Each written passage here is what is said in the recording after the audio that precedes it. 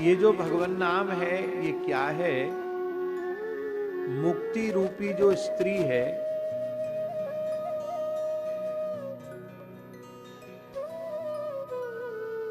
उसका उसके दोनों कानों का कुंडल है श्री राम नाम, श्री हरि नाम। इसका तात्पर्य क्या है? मुक्ति रूपी स्त्री का कर्ण फूल है, कानों के कुंडल हैं राम नाम। इसका अर्थ है कि सौभाग्यवती माताओं के सौभाग्य का द्योतक है कुंडल।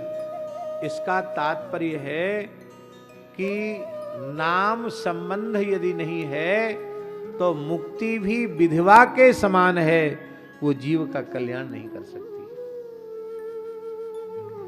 संसार चक्र से, अविद्या माया से, विकारों से, कली के दोषों से मुक्ति उसी की होगी जो हरिनाम का अनन्य भाव से आश्रय ले। और सब साधन करे किंतु नाम साधन पर जोर न हो तो सब कुछ किया कराया भी व्यर्थ हो जाएगा।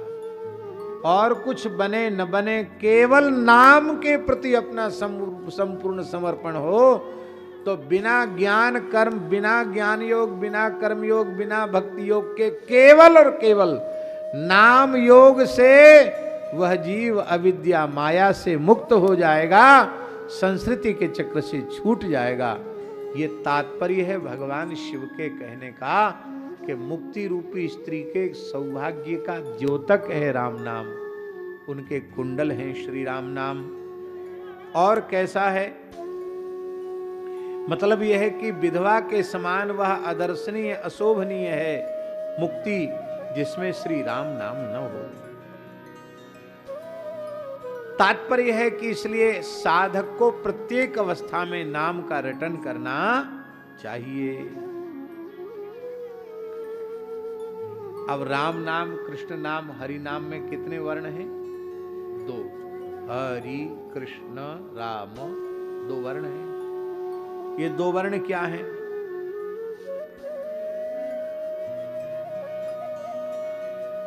बोलिए, जो ऋषि मुनि महात्मा है ना महाराज जी, ऋषि मुनि, ये ऋषि मुनि उनका हृदय ही पक्षी है।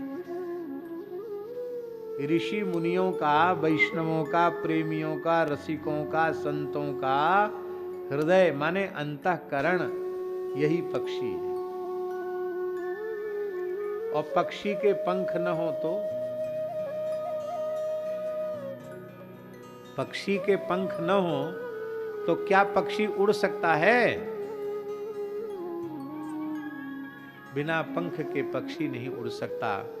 इसका तात्पर्य है कि इन ऋषि मुनि महात्मा रसिक प्रेमी सिद्ध संत, इनका अंतःकरण पक्षी है। और पक्षी के 2 पंख होते हैं, एक पंख है रकार, दूसरा पंख है मकार।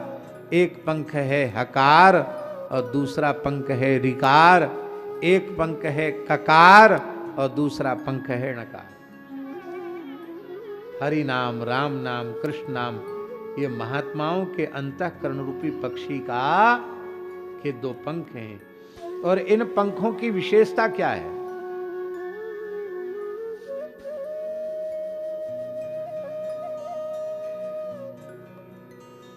इन पंखों की विशेषता यह है कि जब महात्माओं का अंतःकरण रकार मकार रूपी 2 पंखों से युक्त उनका हृदय रूपी पक्षी हो जाता है तो इस पक्षी की उड़ान सामान्य नहीं होती।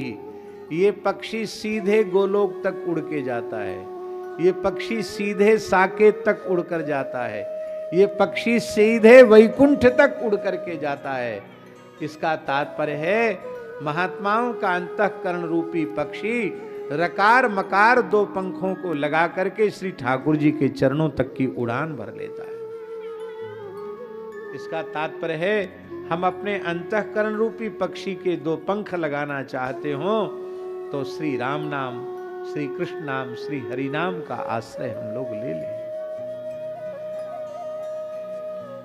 इसका तात्पर्य है कि अंतःकरण में भगवत भाव का जागरण,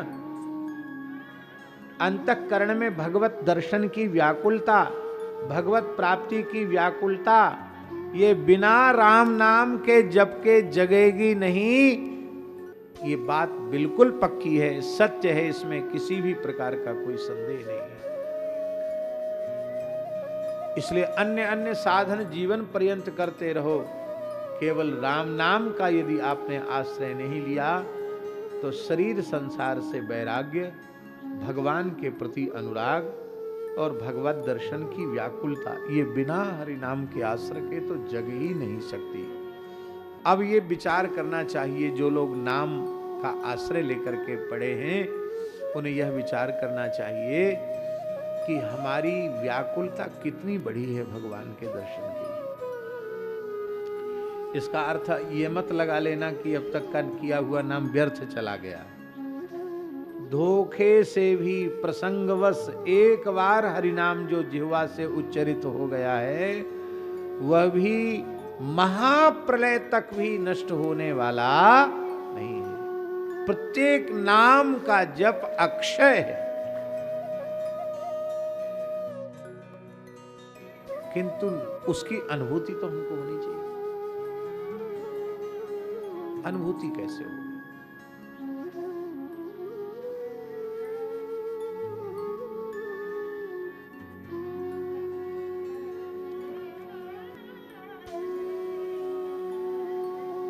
नाम की महिमा में कोई अंतराय नहीं है, कोई न्यूनता नहीं है। नाम जपने की जो पद्धति है उस पद्धति का हम आदर नहीं कर रहे हैं। नहीं तो नाम के आश्रय से तत्क्षण शरीर संसार से तीव्र वैराग्य और भगवत चरणारविंद में प्रतिक्षण वर्धमान अनुराग प्रकट होता है। और जब अनुराग प्रकट होता है तो फिर तो दर्शन को नैना तपे, बचन सुनन को कान, मिलिवे को हीरा तपे, जिए के जीवन प्राण। फिर अहर्निश भगवत दर्शन की व्याकुलता उत्पन्न हो जाती है। फिर भरत जी के समान देखे बिन रघुनाथ पद, जिए की जरनी न जाए, ये भाव भीतर से जग जाता है। आप लोग कहेंगे फिर पद्धति क्या है? हम नाम ले रहे हैं, नाम जपते जपते रूखी रूखी माला भी चिकनी हो गई, चमकने लग गई। और कितने घंटे से इतनी माला जपते हैं, कितने वर्षों से जपते चले आ रहे हैं, लेकिन जो प्रेम प्रकट होना चाहिए था वो प्रेम प्रकट नहीं हुआ। क्या कारण है? इसका विचार नामाश्रयी भक्तों को अवश्य करना चाहिए। और इसका संकेत श्रीमन महाप्रभु जी अत्यंत कृपा पूर्वक बता रहे हैं।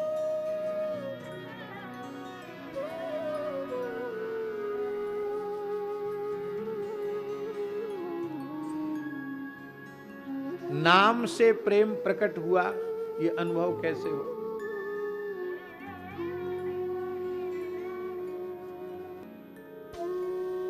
नाम का फल क्या है?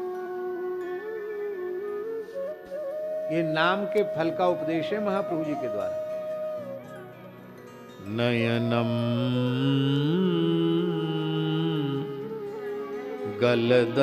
गलदश्रुधारया वदनम गदगद रुद्धया गिरा। पुलकैर निचितम बपुः कदा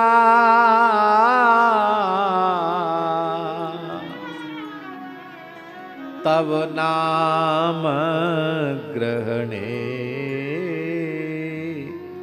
भविष्यति। आपका नाम लेते ही ऐसी अवस्था हे नाथ हमारी कब होगी?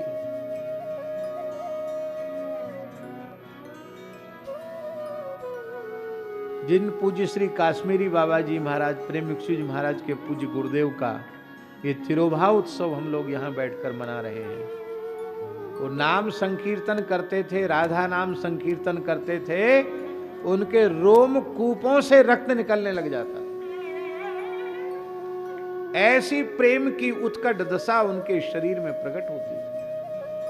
हम उनसे यही मांगे कि हे प्रेमावतार, हे श्री प्रेम मूर्ति, नाम प्रेम की एक सूक्ष्म कणिका हम लोगों को प्रदान कर दें। हम लोगों का वृंदावन वास सफल हो जाए, हम लोगों का मनुष्य जन्म सफल हो जाए। हे नाथ, हमारे जीवन में वह भाग्यशाली क्षण कब आएगा जब नयनम गलदश्रुधारया, आपके नाम का उच्चारण करते ही हमारे नेत्रों से अविरल अश्रु प्रवाह चलने लग जाएगा।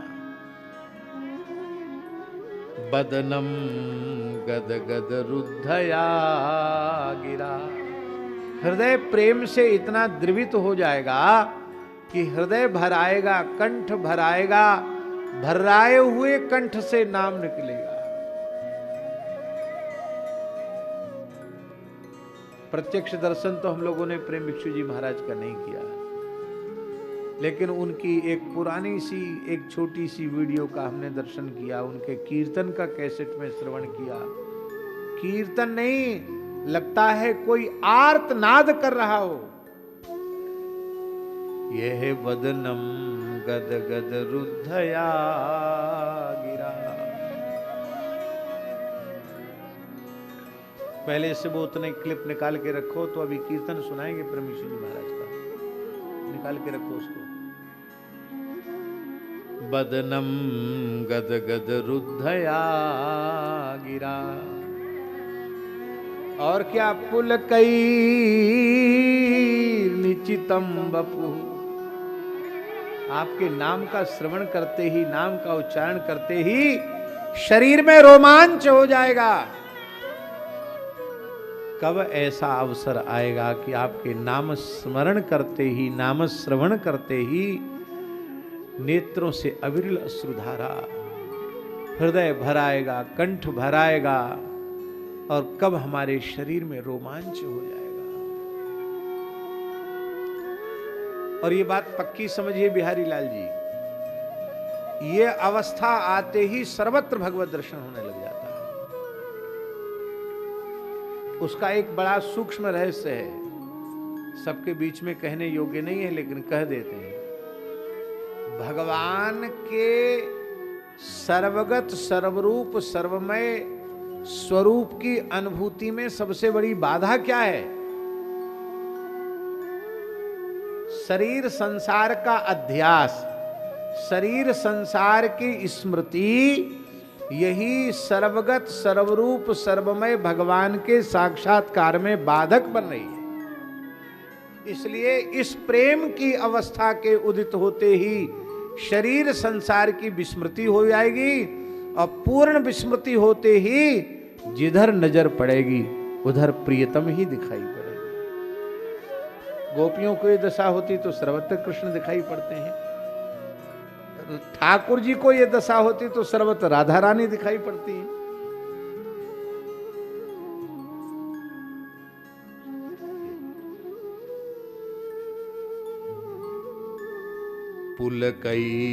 पुलकैर्निचितं वपुः कदा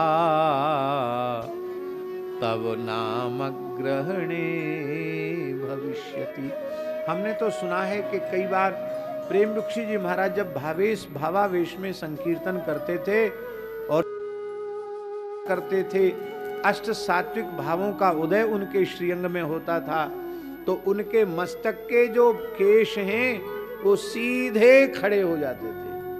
रोमांच में ये मस्तक के केश सीधे खड़े हो जाएं, ये कम आपने सुना होगा, लेकिन कितना प्रेम उनके भीतर प्रकट होता होगा,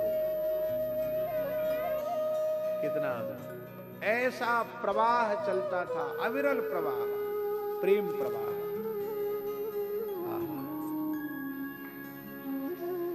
हृदय की उड़ान, हृदय की उड़ान भरना चाहते हैं और अपने अंतःकरण रूपी पक्षी को श्री ठाकुर जी के निवृत्त निकुंज तक ले जाना चाहते हैं। तो उसका एक ही उपाय है, इस अंतःकरण रूपी पक्षी को 2 पंख लगा दो। हरि नाम, कृष्ण नाम, राम नाम, राधा नाम, इसके पंख लगा दो, फिर ये अंतःकरण आपका सीधे ठाकुर जी श्री जी के चरणों में जाएगा। तो मुक्ति स्त्री कर्ण पूरौ मुनि हृदय वयः पक्षती तीर भूमौ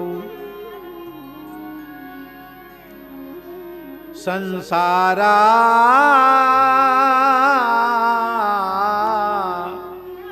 पार सिंधो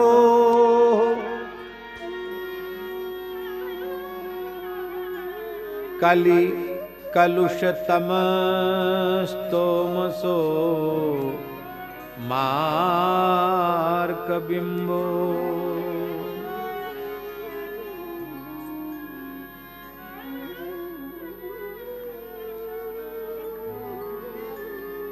ये कितने कल्पों से, कितने युगों से, कितने जन्मों से ये जीव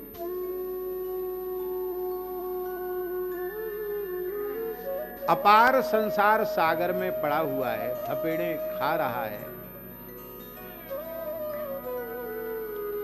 समुद्र नहीं, कोई बहुत विशाल नदी हो।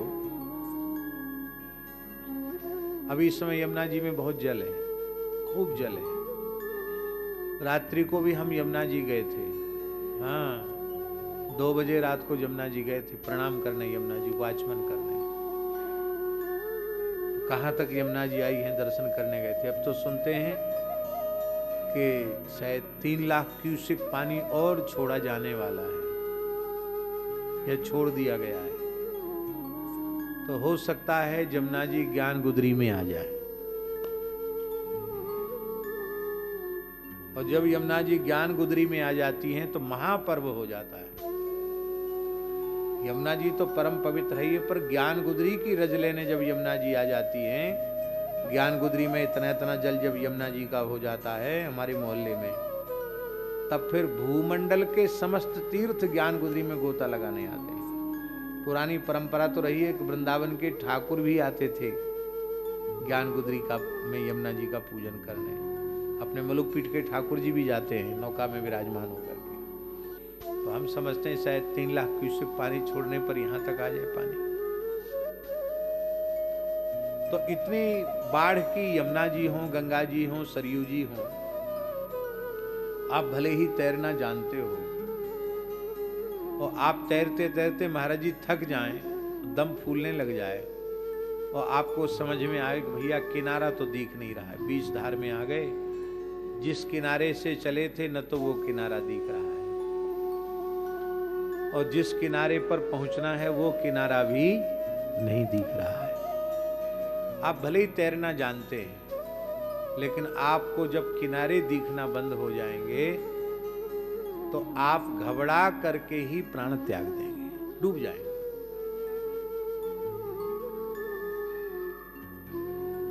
ज्यादातर डूबते जो लोग हैं वो तैरने वाले ही डूबते हैं, न तैरने वाले वो तो जाते ही नहीं पानी में। जिनको तैरना नहीं आता वो तो पानी में जाएंगे नहीं, तो क्यों डूबेंगे?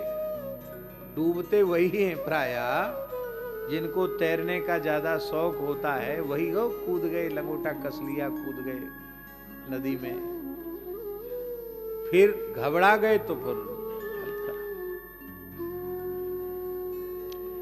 अब तो हम थोड़ा बचते हैं, नहीं तो महाराज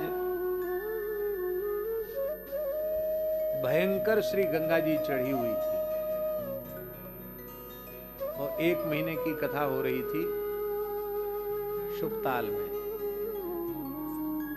इनमें से कोई नहीं था, उनमें था कोई उस समय का साक्षी है कोई? और हम लोग सवेरे सवेरे घूमने गए, अपने राम, गोरीलाल कुंज वाले महाराज जी और गोलोक धाम वाले महाराज जी, पूज्य श्री स्वामी गोपाल शरण देवाचार्य। तो गोरेलाल जी वाले भी जल के प्रेमी हैं और गोपाल शरण देवाचार्य जी महाराज गोलोक धाम वाले महाराज जी भी जल के प्रेमी हैं, पर विशेष प्रेमी अपने राम है। गंगा जी का जल, वो बाढ़ की गंगा जी। आप थे, योगेंद्र जी नहीं थे, 2010 की बात है कि 16 की बात।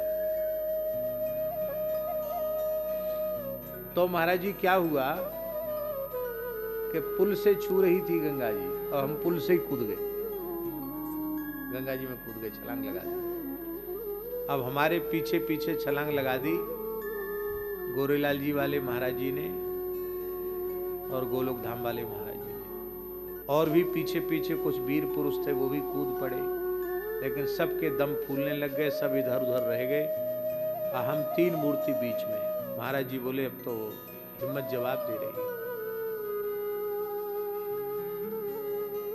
बोले अरे आपने क्या किया, आपके पीछे हम लोग भी कूद गए।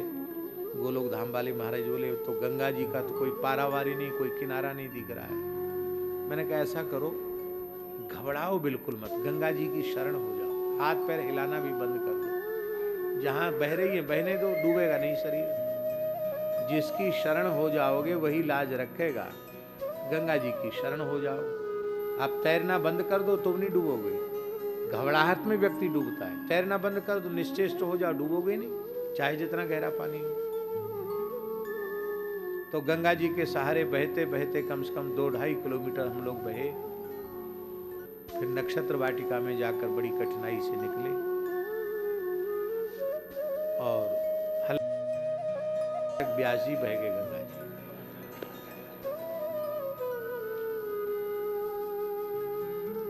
और इसके बाद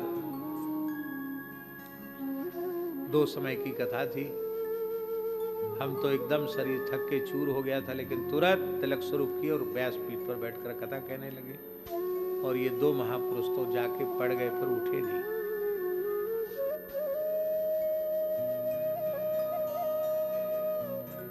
आपको तैरना आता है, फिर भी किनारे न दिखें तो घबराहट होती है। और ये कोई तालाब नहीं है, ये कोई नदी नहीं है, ये है भव सागर।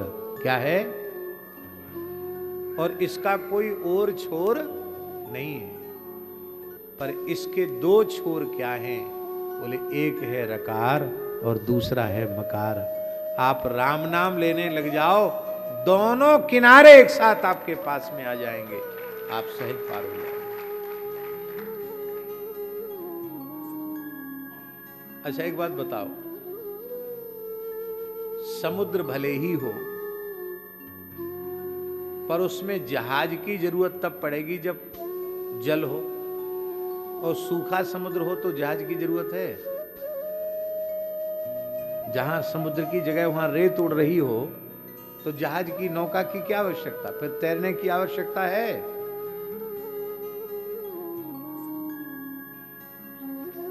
इसी को गोस्वामी जी ने कहा नाम वंदना में, नाम लेत भव सिंधु आही, नाम लेत भव सिंधु सुखाही, करहु विचार सुजन मन माही, करहु विचार सुजन मन माही। मन में विचार करो कि तुम्हें नौका की जरूरत नहीं पड़ेगी, जहाज की जरूरत नहीं पड़ेगी, चले जाओगे, नाम लेत भव सिंधु सुखाही, भव सिंधु सूख जाएगा। तो इस भव सिंधु के 2 किनारे हैं राम नाम, रकार और मकार, ये 2 किनारे हैं। और क्या है राम नाम? बोले ये जो कलयुग है ना, कलि कलुष तमह, ये कली का जो कलुष है, पाप है, यही भयंकर अंधकार है। इस अंधकार के शमन के लिए, ये अंधकार के नाश के लिए तो ये सूर्य है।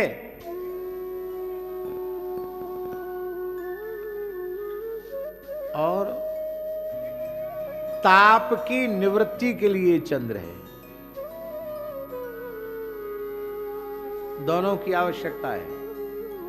अंधकार की निवृत्ति के लिए सूर्य की आवश्यकता है, और भयंकर जेठ की दोपहरी में जो तपन हुई है, भयंकर लपट चल रही है, लू चल रही है, उस ताप की निवृत्ति के लिए पूर्णिमा के चंद्रमा की जरूरत है। तो रकार यदि सूर्य है तो मकार चंद्रमा है, हकार यदि सूर्य है तो ऋकार चंद्रमा है, ककार यदि सूर्य है तो नकार चंद्रमा है। ये हरि नाम, राम नाम, कृष्ण नाम, यही सूर्य चंद्र है। अर्थात इनका आश्रय जब साधक ले लेता है तो उसके जीवन में कलयुग का अंधकार नहीं रहता और अविद्या का पाप ताप संताप नहीं रहता है, कोई तपन नहीं रहती। और ये कैसा है? उन्मीलत पुण्य पुंजद्रुमललित दले लोचने च श्रुतीनां।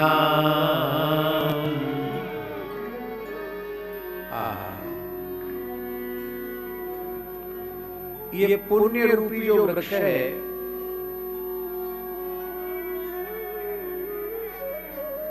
कोई भी वृक्ष का बीज आप बोते हैं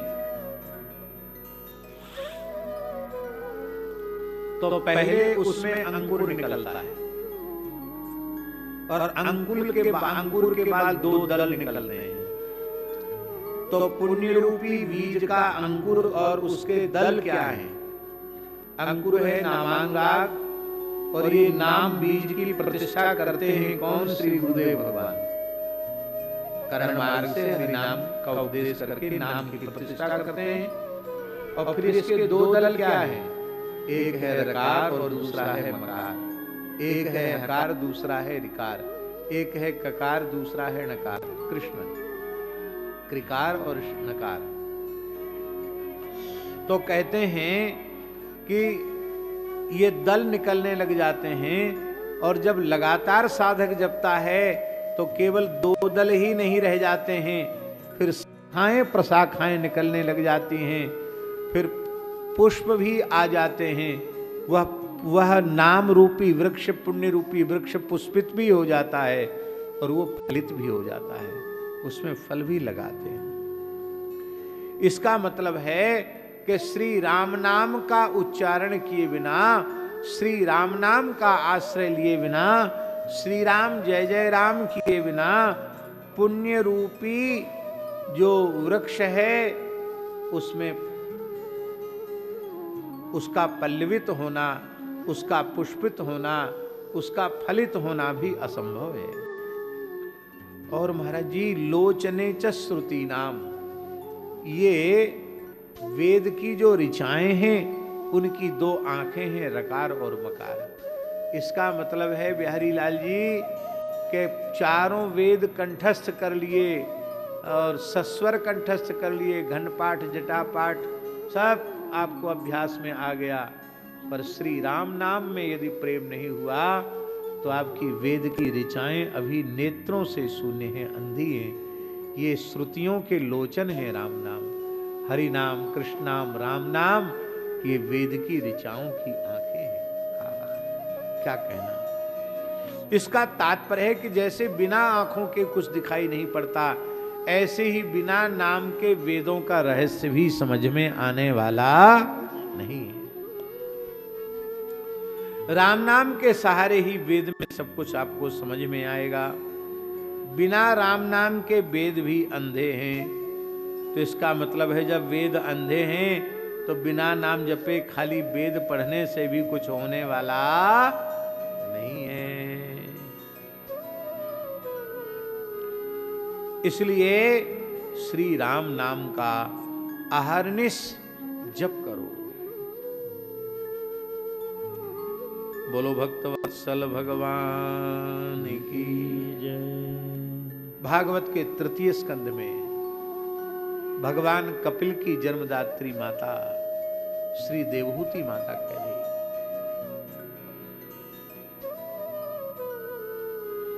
अहो बत स्वपचोतो गरीयसी इंद्रियान्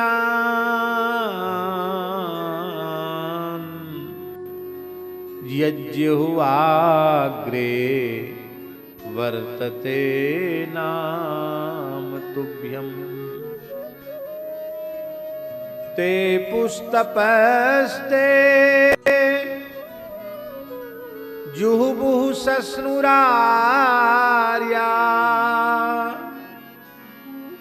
ब्रह्मानुचुर्नाम गृह्णन्ति ये ते। भले ही उस व्यक्ति ने चांडाल कुल में ही जन्म क्यों न लिया हो, यदि उसके जिह्वा के अग्रभाग पर श्री राम नाम, श्री कृष्ण नाम, श्री हरि नाम का नृत्य होता रहता है,